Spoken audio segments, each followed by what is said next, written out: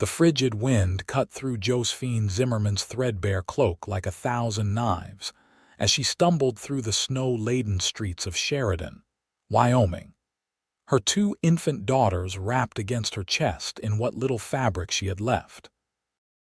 The winter of 1882 had arrived with a vengeance, and the bitter cold seemed determined to claim her and her babies before nightfall on this December afternoon.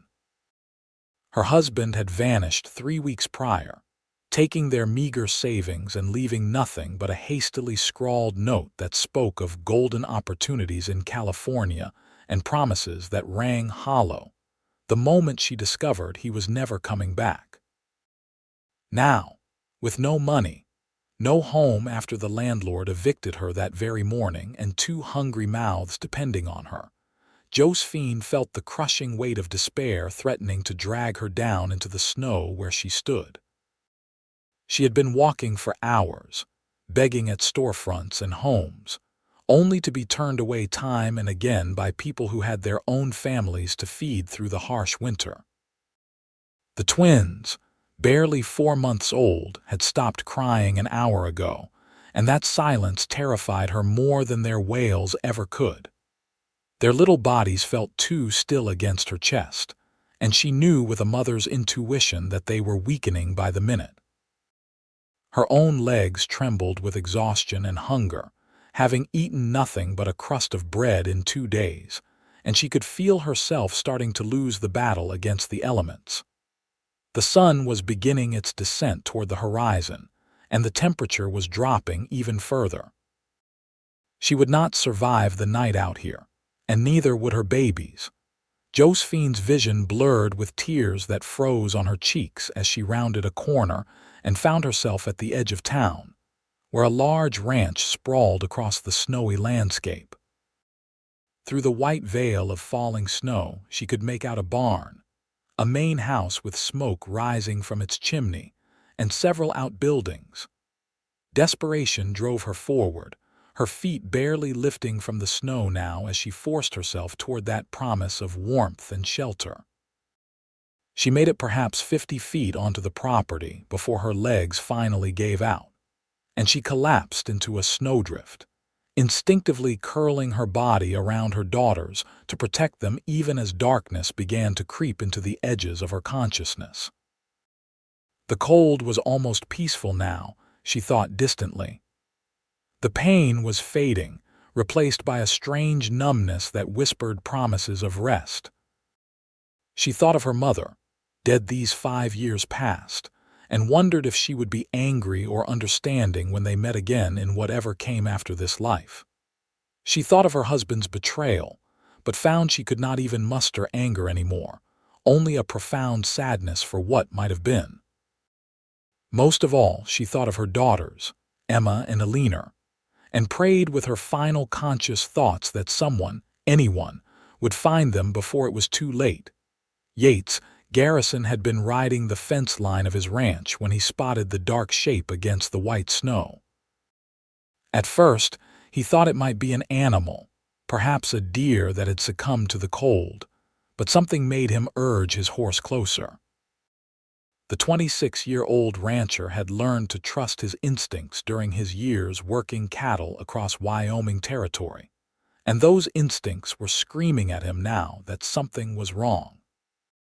As he drew nearer, his heart nearly stopped when he realized the shape was a woman, collapsed in the snow with what looked like bundles clutched to her chest.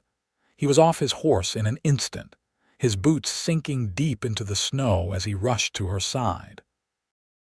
When he knelt down and carefully turned her over, he could see she was young, probably not more than 22 or 23, with dark hair plastered to her pale face. But what made his blood run cold was the realization that those bundles were babies, 2 tiny infants whose little faces were barely visible beneath the inadequate coverings their mother had wrapped them in. He pressed his fingers to the woman's neck and felt a weak pulse, then quickly checked the babies and found they too were still alive, though their breathing was shallow and their lips had taken on a bluish tinge. Without hesitation, Yates scooped all three of them into his arms, surprised at how light they were, as if they were made of nothing but bones and desperation. He managed to get them settled on his horse and climbed up behind them, holding them securely as he urged his mount toward the house at a careful but swift pace. The ride that normally took 5 minutes felt like an eternity, and he found himself talking to the unconscious woman and her babies, telling them to hold on, promising them they would be all right, as if his words alone could keep death at bay. His housekeeper, Mrs. Delilah Crawford, met him at the door, her eyes widening in shock when she saw what he carried. The older woman had worked for the Garrison family since Yates was a boy, and she had stayed on after his parents passed away from influenza 2 years prior, helping him run the household while he managed the ranch. She was a practical woman not given to hysterics, which served them well now as she immediately began issuing orders, directing Yates to bring them to the guest room while she ran to heat water and gather blankets. They worked together with efficient urgency, stripping away the frozen, inadequate clothing and wrapping all three in warm, dry blankets. Mrs.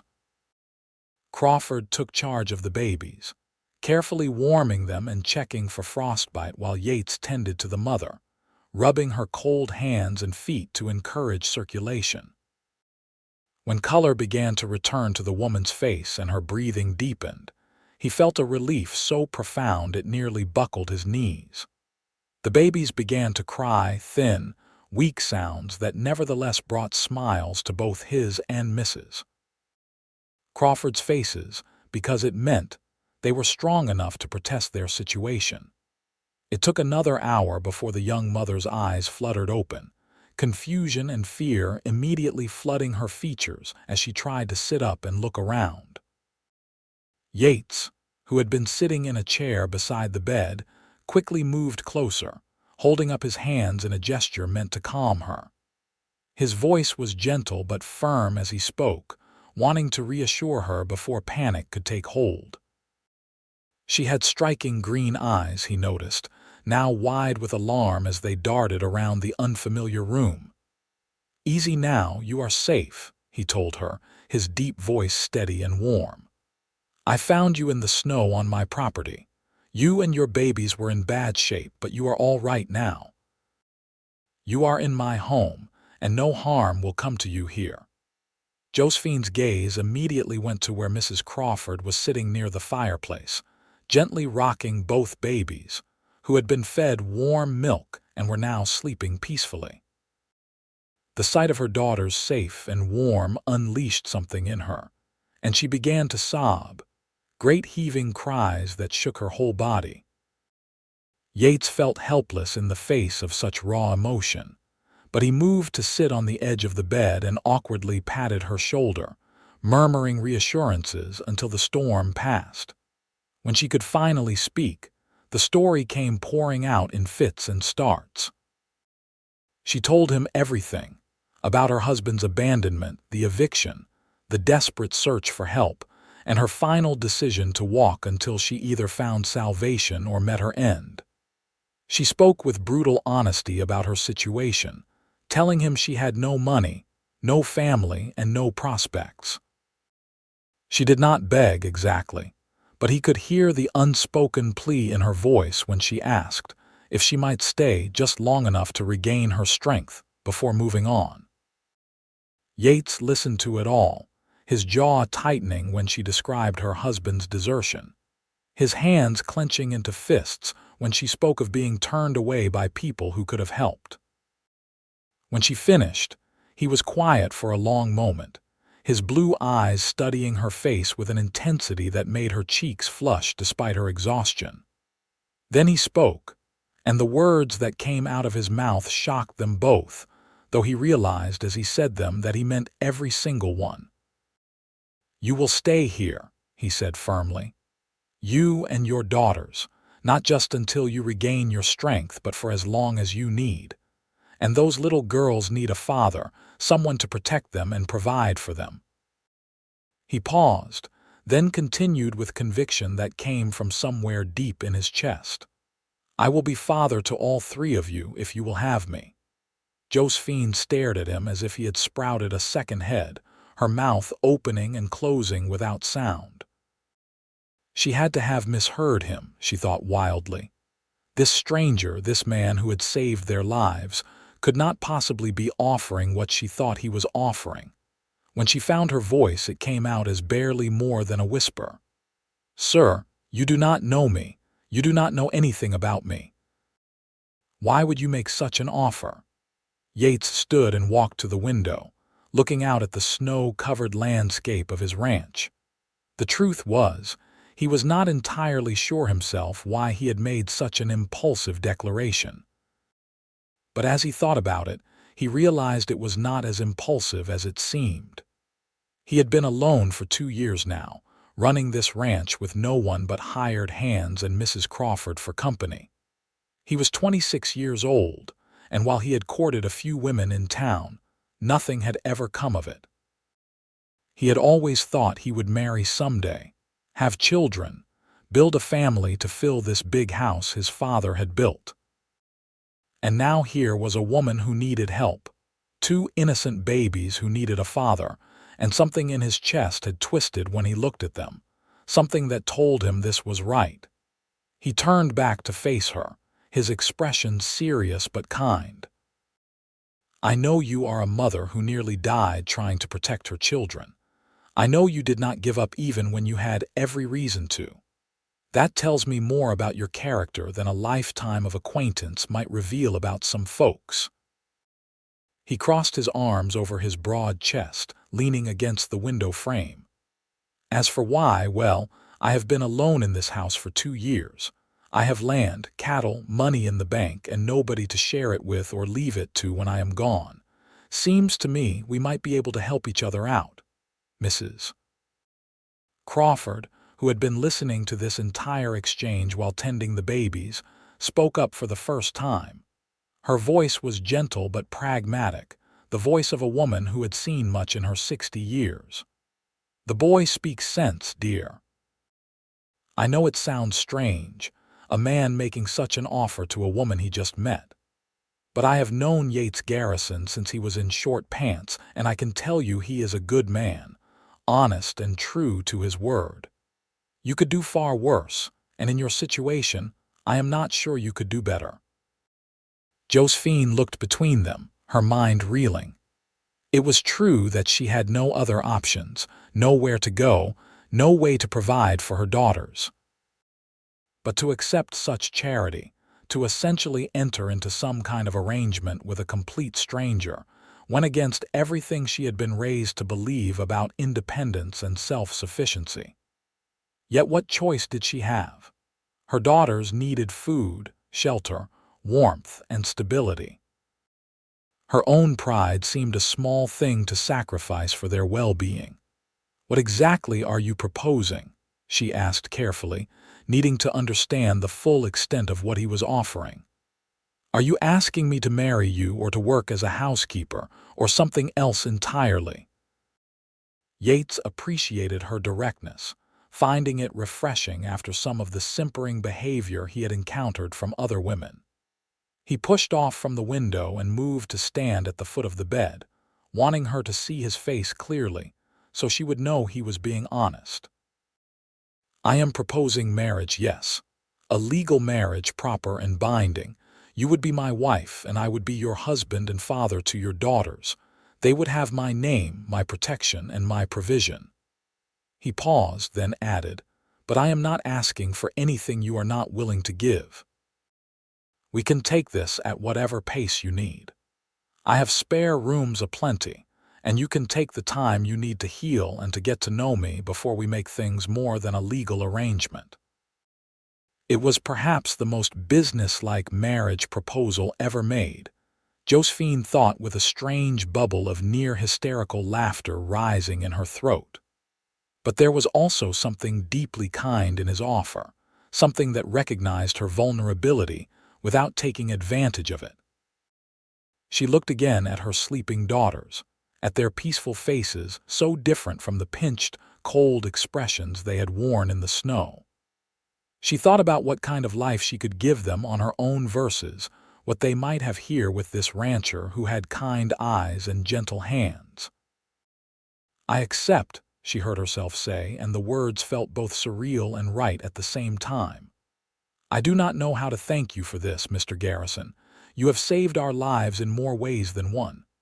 "Yates," he corrected with a small smile. "If we are to be married, you should call me Yates." "And you are Josephine. Mrs. Crawford tells me she found identification papers in your dress pocket." "Just Josie," she replied softly. "Everyone calls me Josie." The next few days passed in a blur for Josie as she recovered her strength and began to understand the magnitude of the change in her circumstances. The Garrison Ranch was prosperous, with over 1,000 acres of grazing land and several hundred head of cattle. The house itself was large and well-appointed, with 6 bedrooms, a spacious kitchen, a formal dining room, and a parlor that boasted a real piano. Yates employed 4 ranch hands who lived in the bunkhouse, plus Mrs. Crawford, who had her own small cottage on the property, but spent most of her days at the main house. Yates proved to be a man of his word in every respect.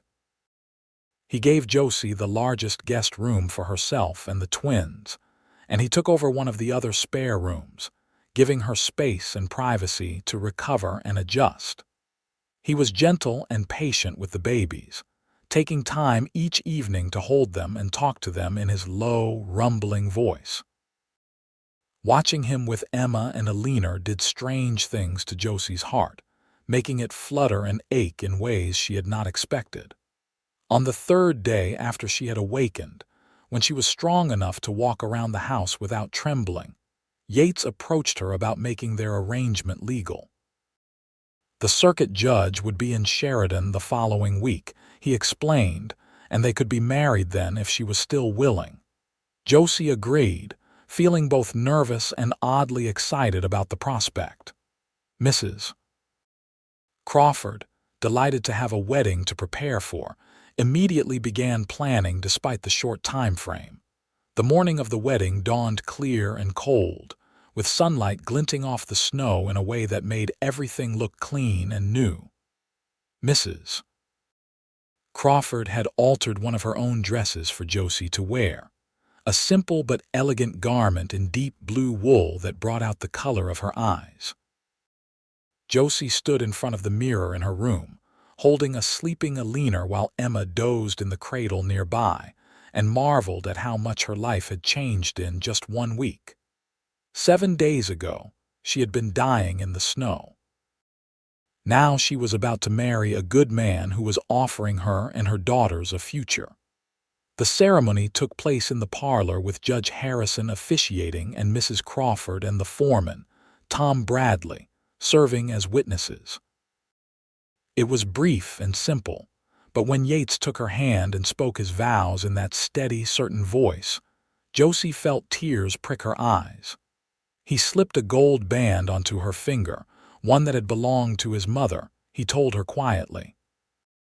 When the judge pronounced them married and told Yates he could kiss his bride, there was a moment of awkwardness before Yates leaned down and pressed a chaste, gentle kiss to her lips. It was Josie's first kiss since her daughters were conceived, and it was nothing like the rough, demanding kisses her first husband had given her. This was soft, almost reverent, and it made her blush to the roots of her hair. After the ceremony, Mrs. Crawford had prepared a special dinner, and they celebrated with the ranch hands joining them for the meal. The men were respectful and welcoming to Josie, making jokes and telling stories that had her laughing despite her nervousness. She learned that Tom had worked for Yates's father since before Yates was born, that young Miguel was saving money to bring his family up from Texas, that Samuel was a former soldier who had found peace working with cattle, and that Jacob was the youngest at 19, full of energy and dreams of starting his own spread someday. As the evening wore on and the hands returned to the bunkhouse, Josie found herself alone with Yates for the first time as husband and wife. They sat in the parlor, the fire crackling in the hearth, while the twins slept upstairs in their cradle. The silence stretched between them, not quite comfortable but not hostile either. Finally, Yates cleared his throat and spoke, his eyes on the flames rather than on her. "I meant what I said before," he told her quietly, "about taking this at your pace. Nothing has to change tonight or any night until you are ready. I want you to feel safe here, Josie. I want you to know that I will never force myself on you or make demands you are not comfortable meeting." Josie felt something warm unfurl in her chest at his words. Her first marriage had been nothing like this. Richard had been charming during their courtship, but after the wedding, he had shown his true colors as selfish and demanding, taking what he wanted with no consideration for her feelings.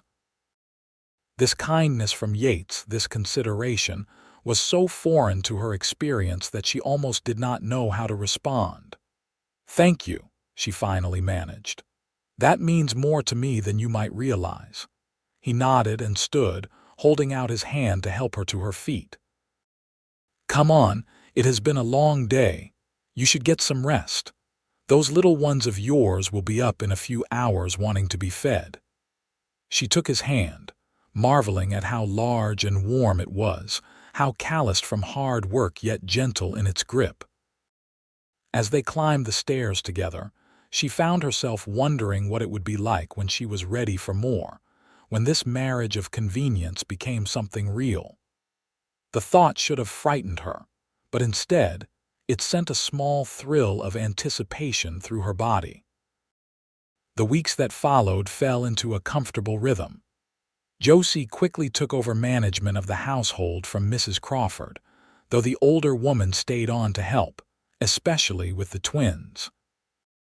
Josie discovered she was a capable manager, organizing the household with an efficiency that impressed everyone. She learned to cook for the ranch hands, to preserve food for the winter, to mend clothes and manage the household accounts. Yates was generous with his money, trusting her completely to handle the domestic finances, and she found deep satisfaction in proving herself worthy of that trust. Yates, for his part, found himself increasingly drawn to his wife. He loved coming in from a long day working cattle to find the house warm and welcoming, filled with the smells of cooking and the sounds of the babies. He loved watching Josie move through the rooms, her confidence growing daily as she made the house her own. He loved the rare smiles she gave him, the way her whole face transformed from merely pretty to genuinely beautiful when she was happy. And he loved his daughters, as he had come to think of Emma and Alina, with a fierce protectiveness that surprised him with its intensity. One evening in late January, about 6 weeks after the wedding, Josie was sitting by the fire mending one of Yates's shirts while he worked on ranch accounts at the desk. Emma and Alina were upstairs sleeping, having finally settled after a fussy evening. The comfortable silence was broken when Yates spoke, his voice thoughtful. "I have been thinking," he said, setting down his pen and turning to face her. "About the girls, about making it legal, I mean. Adopting them properly so they have my name officially, not just because you are my wife but in their own right." Josie's hand stilled on the fabric, and she looked up at him with wide eyes. "You would do that? Truly?" "I told you I would be father to all 3 of you," he said simply. "Seems to me that means more than just words. It means making sure they are protected legally, that if anything ever happened to me, they would inherit along with any other children we might have. It means giving them the Garrison name to carry through life." The tears that sprang to Josie's eyes were unexpected, and she brushed them away impatiently, frustrated by how easily her emotions overwhelmed her these days. "Yates, I do not know what I did to deserve such kindness from you, but I am grateful beyond words. Yes, I would be honored for you to adopt Emma and Alina. He smiled at her, one of those rare full smiles that made his whole face light up and revealed the dimple in his left cheek. "Then I will talk to Judge Harrison next time he is in town. We will make it official." Something shifted between them in that moment. Some invisible wall crumbling just a little more. Josie set aside her mending and stood, crossing the room to where Yates sat. She placed her hand on his shoulder, feeling the solid muscle beneath his shirt, and when he looked up at her with those blue eyes full of warmth and something else she was afraid to name, she leaned down and kissed him. It was meant to be a kiss of gratitude, brief and simple, but when he responded, his hand coming up to cup the back of her head, it became something more. When they finally pulled apart, both were breathing hard, and Josie could feel heat flooding her cheeks. "I should check on the girls," she murmured, flustered by her own boldness. "Josie, wait." Yates caught her hand before she could flee. "I need you to know something. This stopped being just an arrangement for me weeks ago. I care about you, truly care about you, and I am hoping that maybe you might feel something for me too." She turned back to face him, her heart hammering in her chest. The truth was, she had been fighting her growing feelings for Yates since the first week, telling herself it was just gratitude, just relief at being safe. But that had been a lie, and she knew it. Somewhere along the way, she had fallen for her husband, for his kindness and strength, for his gentleness with her daughters and his patience with her. "I do," she admitted softly. "I care about you very much, Yates. You have become important to me, to all of us." The smile he gave her was radiant, and he stood, pulling her into his arms in a careful embrace that somehow still managed to make her feel cherished and desired. "Good," he said into her hair. "That is very good." That night marked a turning point in their relationship. They began to spend more time together in the evenings, talking about their pasts, their dreams, their fears. Josie told him about her childhood in Ohio, about her parents who had died when she was 19, leaving her alone and vulnerable to a charming man's lies. Yates told her about growing up on the ranch, about learning the cattle business from his father, about losing both parents to illness and the loneliness that had followed. They discovered shared interests in reading and music, and Yates was delighted to learn that Josie could play piano, begging her to play for him in the evenings. As winter slowly gave way to early spring, their physical relationship also deepened. Yates was patient and gentle, always asking permission, always making sure she was comfortable. When they finally consummated their marriage in early March, it was nothing like Josie's previous experience. Yates made love to her with tenderness and passion, taking his time to learn what pleased her, finding joy in her pleasure as much as his own. Afterwards, as they lay tangled together in his bed, now their bed, Josie felt tears sliding down her cheeks, but these were tears of happiness, of relief, of finally understanding what it meant to be truly cherished by a man. Spring brought new life to the ranch in more ways than one. The cattle began calving, which meant long days and nights for Yates and the hands as they helped the new mothers and protected the vulnerable calves. Josie found herself falling into the role of rancher's wife with surprising ease, learning to help with branding, to ride out with supplies when the men were working far from the house, to tend injuries both human and animal with steady hands. Emma and Alina were thriving, growing chubby and healthy, their laughs filling the house with joy. One afternoon in late April, Josie was hanging laundry when she suddenly felt dizzy and nauseous. She barely made it behind the house before she was sick, and as she wiped her mouth with shaking hands, realization dawned. She was pregnant. The knowledge filled her with a complex mix of emotions: joy at the thought of carrying Yates's child, fear that something might go wrong, and anxiety about how he would react.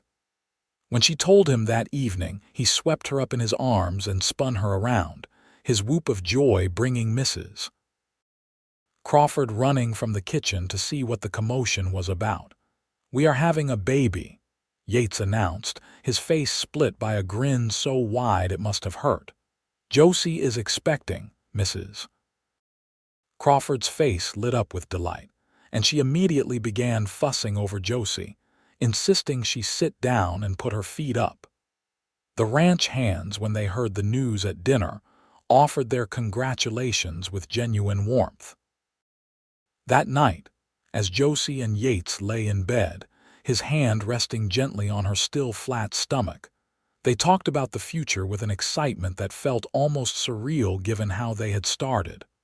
"Boy or girl, it does not matter to me," Yates said quietly.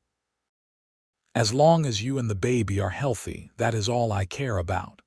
"I hope for a boy," Josie admitted. "Someone to carry on your name, to learn the ranch business from you." Yates pulled her closer, pressing a kiss to her temple. "We have time for that. Right now, I just want to enjoy every moment of this. You have made me so happy, Josie. You and the girls, and now this baby. I never knew I could feel this complete." The pregnancy progressed smoothly through spring and into summer. Josie bloomed with health, her body strong from good food and the active life on the ranch. Emma and Alina continued to grow, becoming more interactive and curious about the world around them. They adored Yates, reaching for him whenever he came into view, and he doted on them in return. Watching him with her daughters, seeing how patient and loving he was, made Josie fall even more deeply in love with her husband. In June, they traveled to town for the adoption hearing. Judge Harrison reviewed the papers Yates had filed, asked Josie if she consented to the adoption, and then officially declared Emma Josephine Garrison and Alina Rose Garrison to be the legal daughters of Yates Garrison, with all rights and privileges that entailed. The ceremony was simple, but its meaning was profound. As they left the courthouse, twins in arms and adoption papers in hand, Josie felt a sense of family and belonging she had never experienced before.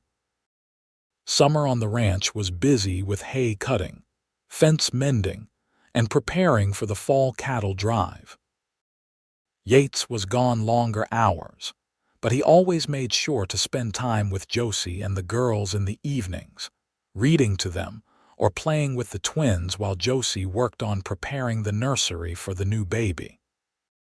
She had chosen a room next to their bedroom, and Yates had painted it a cheerful yellow, building a cradle with his own hands that was so beautifully crafted it brought tears to her eyes. As autumn approached and Josie's belly grew round with child, she found herself reflecting on how drastically her life had changed in less than a year. This time last year, she had been trapped in a miserable marriage, heavily pregnant with twins, and terrified of the future. Now she was married to a man she loved deeply, mother to 2 healthy daughters and expecting another child, mistress of a prosperous ranch, and genuinely happy. Sometimes the transformation felt too good to be true, and she would wake in the night gripped by fear that it would all be taken away. But Yates would feel her stirring and pull her close, murmuring reassurances in that steady voice of his, and the fear would recede. The baby came in early November, arriving 3 weeks early but healthy and strong. The labor was shorter than with the twins but more intense, and Josie gripped Yates's hand so hard she left bruises as she brought their son into the world. When the midwife placed the squalling, red-faced infant in her arms, Josie looked up at Yates and saw tears streaming down his face. He reached out with trembling hands to touch his son's downy head, his voice breaking as he whispered, "He is perfect. You are amazing. God, Josie, I love you so much." "I love you too," she replied, meaning it with every fiber of her being. "What should we name him?" They had discussed names throughout the pregnancy but never settled on one. Now, looking at his son's face, Yates knew exactly what he wanted to call him. "James," he said firmly. "James Crawford Garrison, after my father and the woman who helped save his mother, Mrs. Crawford, who had been hovering nearby, burst into tears at the honor, and Josie nodded her approval. "James it is. Welcome to the world, little man." The first year of James's life was a whirlwind of activity and joy. The twins, now over a year old, were walking and getting into everything, while James proved to be a content baby who rarely fussed unless he was hungry or needed changing. Yates was a hands-on father in a way that was unusual for the time, not afraid to change diapers or soothe a crying baby in the middle of the night. He and Josie worked as a team, supporting each other through the exhausting early months of having 3 children under 2 years old. The ranch continued to prosper under Yates's management. He made smart decisions about breeding stock, invested in better grazing land, and treated his employees well, which meant they were loyal and worked hard. Josie proved to have a good head for business herself, and Yates increasingly consulted her on major decisions, valuing her perspective and insights.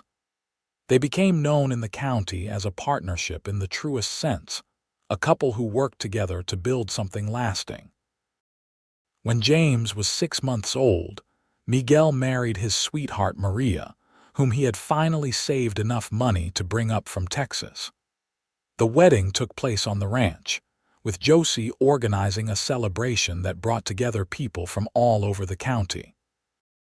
As Josie danced with Yates under the stars while their children slept inside under Mrs. Crawford's watchful eye, she felt a contentment so profound it brought tears to her eyes. "What are you thinking about?" Yates asked, noticing her emotional state. "About how different my life is now," she replied honestly. "About how close I came to dying in that snow and how you saved us. About how much I love you and our family. Sometimes it overwhelms me, the happiness." Yates pulled her closer, his hand warm on her back as they swayed to the music. "You saved me too, you know. This house was just a building before you came into my life. Now it is a home.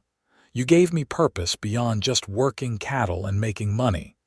You gave me a family, a reason to build something that will last beyond my lifetime."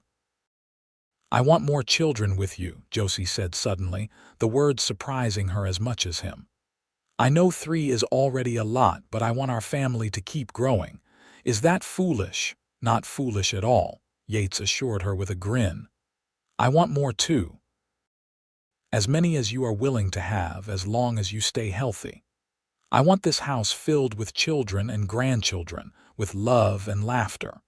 I want to grow old with you, Josie Garrison, watching our family flourish." Over the next several years, their family did indeed grow.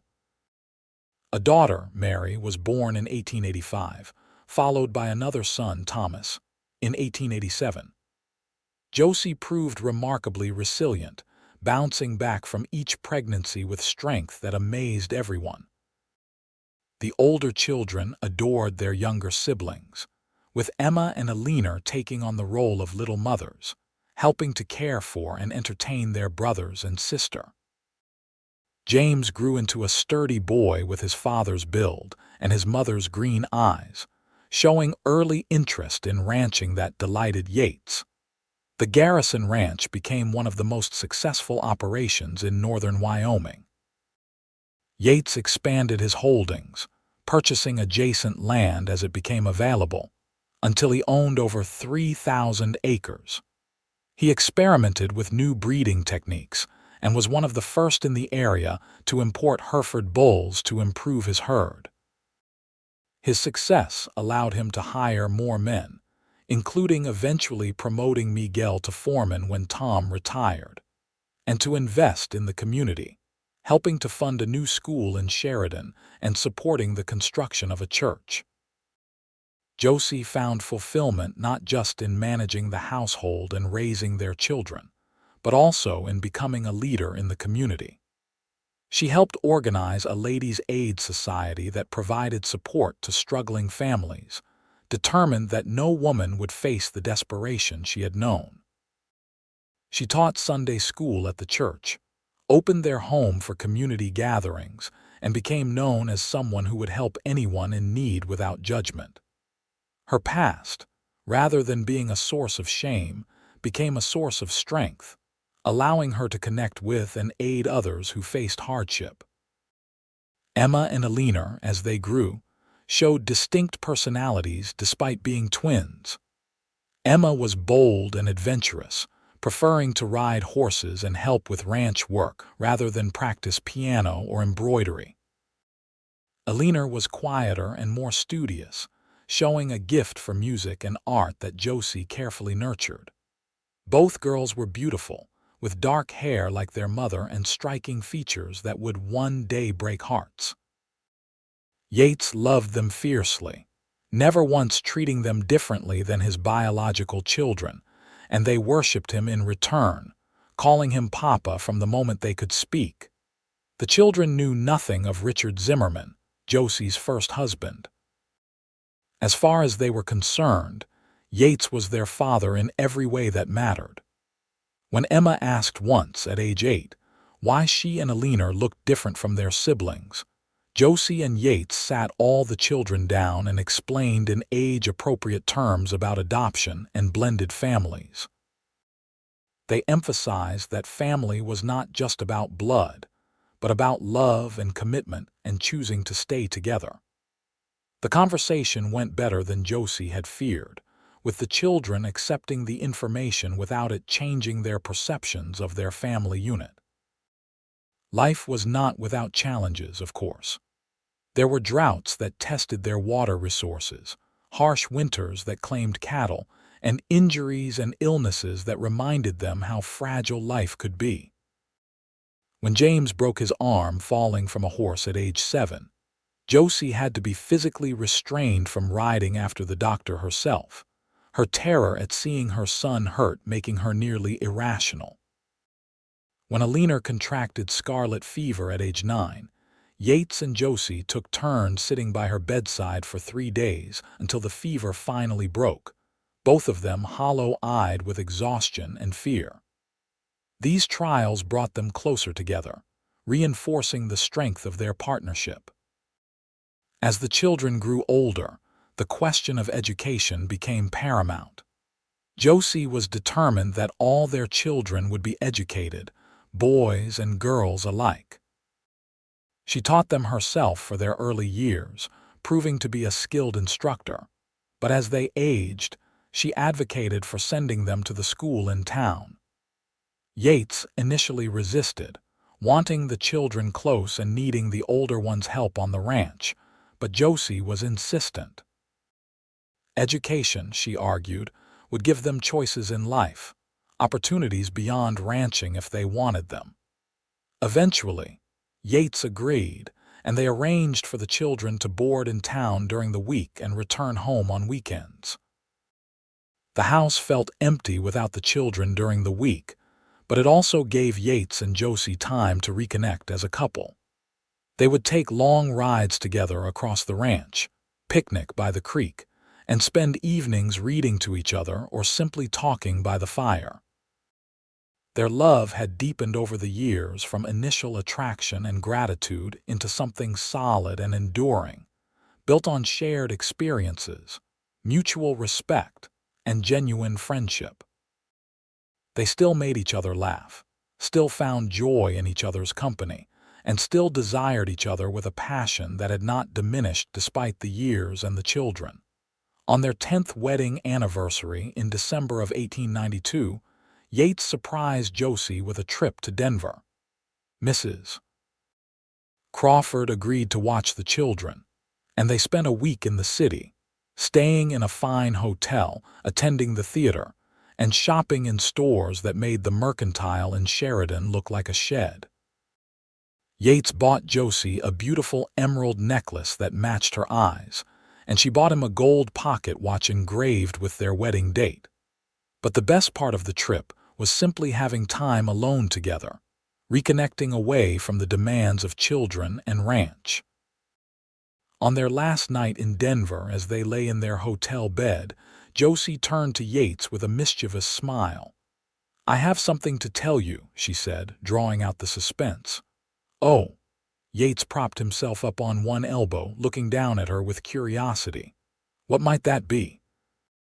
"I am pregnant again," she announced, watching his face light up with joy. "I suspected before we left, but I wanted to be sure. I wanted to tell you here, away from everyone else, so we could celebrate together." Yates let out a whoop and kissed her soundly, his hands careful on her body even as his enthusiasm was evident. "Another baby. Josie, that is wonderful. Are you happy about it?" "I am," she assured him. "I know we said 5 was enough, but apparently God has other plans. And I find I am quite pleased with those plans." Their 6th child, a daughter they named Caroline, was born in the summer of 1893.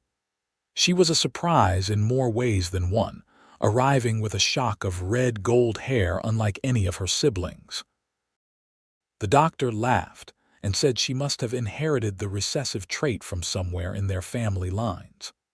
Caroline proved to be a spirited child, strong-willed and charming, wrapping both parents and all her siblings around her tiny fingers from the moment she arrived.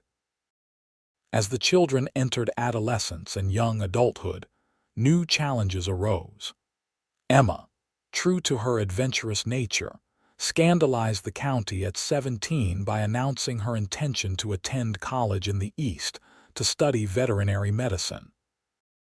It was 1899, and the idea of a woman becoming a veterinarian was almost unheard of, but Emma was determined. Josie supported her daughter wholeheartedly, while Yates struggled with the idea of his little girl moving so far away. Eventually, Josie convinced him that holding Emma back would only breed resentment, and he reluctantly gave his blessing along with his financial support. Eleanor, in contrast, fell in love at 18 with a young rancher from a neighboring county, Daniel Hayes, who shared her love of music and gentler pursuits. Yates thoroughly investigated the young man's character and prospects before agreeing to the match, determined that his daughters would never face the hardships their mother had endured. The wedding in the spring of 1900 was a grand affair, with guests coming from all over Wyoming and even some from Colorado. Josie cried throughout the ceremony, overwhelmed by seeing her daughter so happy and so clearly treasured by her husband. James, at age 16, had already proven himself invaluable on the ranch. He had his father's instincts for cattle and his mother's head for business, a combination that promised great things for the future of the Garrison Ranch. Yates began teaching him everything about running the operation, including the financial aspects, determined that his son would be fully prepared to take over one day. Thomas, at 13, was still finding his way, interested in ranching but also showing aptitude for mechanics and engineering that excited him whenever he encountered it. Mary, at 15, was caught between childhood and womanhood, beautiful and bright, and just beginning to notice the attention she received from boys. And Caroline, at 7, remained the baby, spoiled by everyone but somehow not ruined by it. One evening in the autumn of 1901, Yates and Josie sat on the porch swing they had installed years earlier, watching the sun set over their land. Their children were scattered. Emma away at school, Eleanor married and living on her husband's ranch 20 miles away, James out with the cattle, Thomas and Mary studying inside, and Caroline asleep in bed. It was a rare, quiet moment, and they savored it. "Have I told you lately how much I love you?" Yates asked, his arm around Josie's shoulders as they swayed gently. "You tell me every day," Josie replied with a smile, leaning her head against his shoulder, "but I never tire of hearing it." 20 years, Yates marveled. "It has been nearly 20 years since I found you in that snow. Sometimes it feels like yesterday, and sometimes it feels like you have been in my life forever. I cannot even remember clearly what my life was like before you, Josie admitted. Oh, I remember the facts of it, but the feelings have faded. The fear, the desperation, the hopelessness. It all seems like it happened to someone else. You gave me a life I never dreamed possible, Yates. You gave me love and security and a family. You gave me myself, really, the woman I was always meant to be but never had the chance to become. Yates pressed a kiss to her temple, breathing in the familiar scent of her hair. You give me too much credit. You would have found a way to survive and thrive even without me. You are the strongest person I know, Josie Garrison. Perhaps, she allowed, but I would not have been happy. I would not have known what it means to be truly loved, to have a partner in life rather than just someone to endure existence with. You showed me what marriage could be, what it should be. They sat in comfortable silence for a while, each lost in their own thoughts. Finally, Josie spoke again, her voice quiet but intense. Promise me something, Yates. Promise me that if anything ever happens to me, you will remember how much I love you. Remember that every day with you has been a gift. Promise me you will be happy, that you will find joy in our children and eventually in our grandchildren. Do not mourn me so hard that you forget to live. Yates stiffened, disturbed by the morbid turn of the conversation. Why are you talking like this? Are you ill? Is something wrong? No, no, nothing like that, Josie hastened to assure him. I am perfectly healthy. I just have been thinking lately about how precious and fragile life is. How quickly things can change. I just want you to know, to really know how much you mean to me. How grateful I am for every moment we have had together. I know, Yates said firmly, and I feel the same way. But we are not done yet, Josie. We have years ahead of us still. We will watch our children marry and have children of their own. We will grow old together, sit on this porch as gray-haired grandparents and bore our grandchildren with stories of the old days. That is what we will do. Josie laughed and snuggled closer to him. Yes, that sounds perfect. That is exactly what we will do. And they did. Over the next 2 decades, they watched their family continue to expand and flourish. Emma graduated from veterinary school and returned to Wyoming, opening a practice that served ranches across the northern part of the state.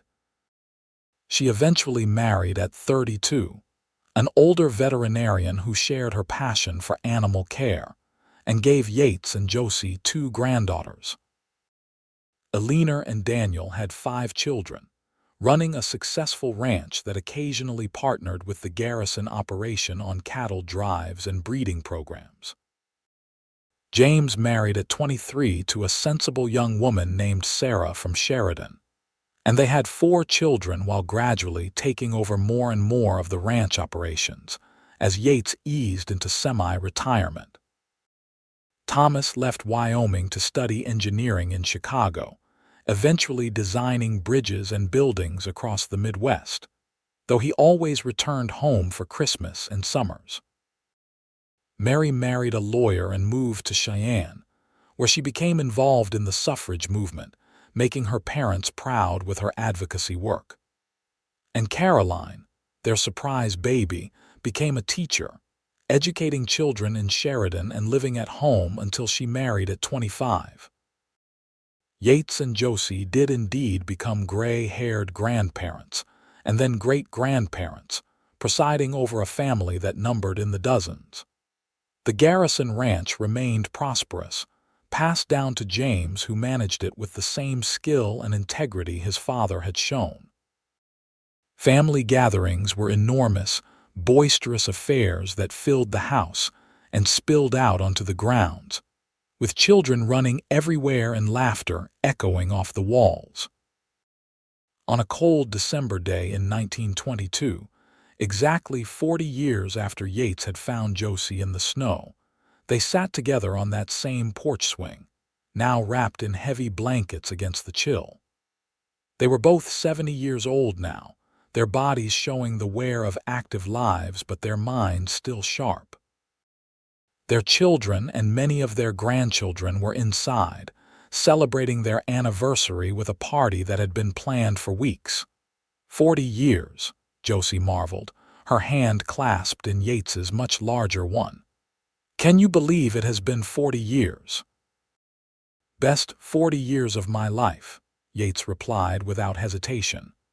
I would not change a single moment of it, Josie. Well, maybe I would change those moments when you scared me half to death in childbirth or when the children were sick. But even those moments were precious in their way because we faced them together. You remember what you said to me, Josie asked softly. That first day when I woke up in your house, you said you would be father to all three of us. I remember, Yates confirmed. And I kept that promise, did I not? You did more than keep it, Josie said, tears sliding down her weathered cheeks. You gave us everything. You gave us life, love, purpose, and joy. You turned 3 people who were dying in the snow into a family of dozens. You are the best man I have ever known, Yates Garrison, and I thank God every day for leading me to your ranch on that terrible, wonderful day. Yates leaned over and kissed her, just as sweetly as he had on their wedding day 40 years earlier. I am the one who should be thanking God, he murmured against her lips. For bringing you into my life, for trusting me with you and the girls. You made me a husband, a father, and eventually a grandfather. You made this house a home. You made my life worth living, Josie. The door behind them opened and James stuck his head out. Ma, Pa, you are going to freeze out here. Come inside. Everyone wants to toast you. They stood carefully, joints protesting the cold, and made their way inside to the warmth and noise of their gathered family. As Yates looked around at the sea of faces, all descended from or connected to him and Josie, he felt a profound sense of accomplishment and gratitude. This was what he had promised her that day 40 years ago, to be father to all 3 of them. But she had made him father to so many more, patriarch of a clan that would carry on long after he was gone. The party went late into the night, with stories told and retold, with music and dancing, with babies passed from lap to lap and children racing through the rooms.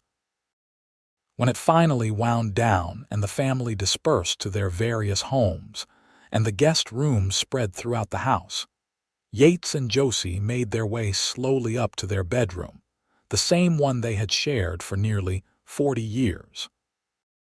As they lay in bed that night, Josie's head on Yates's shoulder in a position they had adopted thousands of times over the decades, she spoke quietly into the darkness. If I had known, that day in the snow when I thought I was dying, what was waiting for me just a few hundred feet away, I would not have believed it. I would have thought it was delirium or a dying dream. The idea that a man like you existed, that he would take in a stranger and her babies and give them everything, would have seemed impossible. We are all capable of kindness, Yates replied. I just happened to be in the right place at the right time. And then I was smart enough to recognize what a treasure I had found in you. That was not kindness, Josie. That was pure selfishness on my part. I wanted you to stay because I knew my life would be better with you in it. Selfish or kind, it does not matter anymore, Josie said sleepily. What matters is that we found each other, that we built this life together. What matters is the love, Yates. Always the love. Always the love, he agreed, tightening his arm around her. Sleep now, my heart. Tomorrow we start year 41. They lived 7 more years together. Years filled with the same love and companionship that had characterized their marriage from the beginning. They watched more grandchildren be born, celebrated more weddings, and continued to be the heart of their large, sprawling family. When Josie passed away peacefully in her sleep in 1929 at the age of 77, Yates was bereft, but not broken. True to the promise she had extracted from him decades earlier, He continued to find joy in his children and grandchildren, remaining active and engaged until his own death just 2 years later in 1931. They were buried side by side on a hill overlooking the ranch, their graves marked with a simple stone that bore their names, dates, and a single line, "Together always." The Garrison Ranch continued to thrive under James's stewardship and eventually passed to his children and grandchildren, remaining in the family for generations. The story of how Yates and Josie met, how he had saved her and the twins from death in the snow and promised to be father to all three, became family legend, told and retold at gatherings, an example of love, kindness, and the power of keeping one's promises. Emma, in her 80s, would tell the story to her great-grandchildren, describing the grandmother they had never known as strong and beautiful, capable and kind. She would talk about Yates, the man who had adopted her and Alina, raising them as his own without any distinction from his biological children. She would emphasize the love between them, the partnership that had built not just a prosperous ranch, but a family legacy of kindness and integrity. "Your great-grandfather could have just given them a warm place to sleep that night and sent them on their way the next day," Emma would say, her aged voice still strong despite her years. Nobody would have blamed him, but that was not who he was. He saw people in need and he helped. And then he fell in love with your great-grandmother, and she fell in love with him, and together they created all of this. She would gesture broadly, encompassing the gathered family, the ranch stretching out beyond the windows. "All of us exist because a cowboy found a woman dying in the snow and said, 'I will be father to all three.' Remember that. Remember that kindness and love can change everything." The ranch house still stood, added to and modernized over the years but retaining its essential character. The porch swing where Yates and Josie had spent so many evenings remained, lovingly maintained by generations of their descendants. The hill where they were buried became a place of pilgrimage for family members, who would visit to pay respects and to feel close to the couple who had started it all.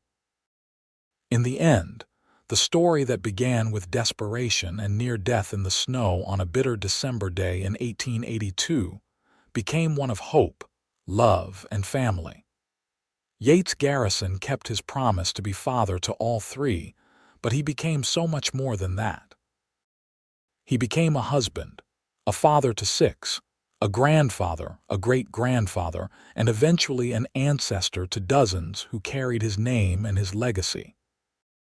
And Josie, the woman who had thought her life was over that day in the snow, lived to see herself surrounded by love, security, and a family that spanned generations. Their love story was not one of grand gestures or dramatic proclamations, but rather of daily kindness, steady support, and enduring commitment. It was a love built on respect and partnership, nurtured through challenges and celebrations alike, and deepened by time into something unbreakable. It was, in short, the kind of love that sustains families and builds legacies, the kind of love that transforms not just two lives but the lives of all who come after. And it all began with a cowboy riding his fence line on a cold winter day, spotting a shape in the snow, and making the decision to stop and help. That single act of compassion rippled outward through time, creating waves of love and family that touched countless lives. It stood as testament to the truth that one moment of kindness, one decision to help rather than look away, can change the world in ways we cannot imagine. The legacy of Yates and Josie Garrison lived on, not just in the ranch that bore their name or the descendants who carried their blood, but in the values they embodied and passed down: kindness to strangers, strength in adversity, the importance of family, and above all, the transformative power of love. Their story became woven into the history of Wyoming itself, An example of the pioneer spirit at its best, of people building lives and families in harsh conditions through determination, hard work, and love. Generations later, when family members gathered for reunions on the ranch, someone would inevitably propose a toast to Yates and Josie, the great-great-great-grandparents who started it all. Glasses would be raised, voices would join together, and the assembled family would honor the memory of the cowboy who said he would be father to 3, and the woman who became his partner in building an empire of love. Their names would echo through the house they had filled with life. Their spirits would seem to walk the land they had nurtured, and their love would continue to inspire those who came after them to live with integrity, kindness, and open hearts. This was their legacy, built from nothing more than a moment of compassion in the snow and nurtured over 47 years of marriage into something that would endure long after they were gone. It was a legacy worth having, a life worth living, and a love worth celebrating. And it all began with 3 people dying in the snow and 1 man who decided to save them, never knowing that in doing so, he was saving himself as well and creating something that would last forever.